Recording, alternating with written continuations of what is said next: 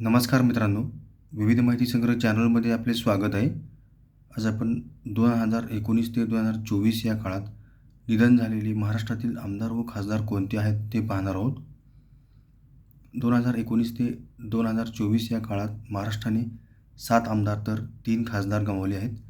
त्यांची नावे पुढीलप्रमाणे: आमदार भारत भालके, पंढरपूर विधानसभा; आमदार रावसाहेब अंतापूरकर, देगलूर बिलोली विधानसभा; आमदार चंद्रकांत जाधव, कोल्हापूर विधानसभा; आमदार रमेश लटके, अंधेरी पूर्व विधानसभा; आमदार लक्ष्मण जगताप, चिंचवड विधानसभा; आमदार मुक्ता टिळक, कसबा पेठ विधानसभा; आमदार अनिल बाबर, खानापूर आटपाडी विधानसभा; दिवंगत खासदार राज्यसभा खासदार राजीव सातव; खासदार गिरीश बापट, पुणे लोकसभा; आणि खासदार बाळू धानोरकर, चंद्रपूर लोकसभा.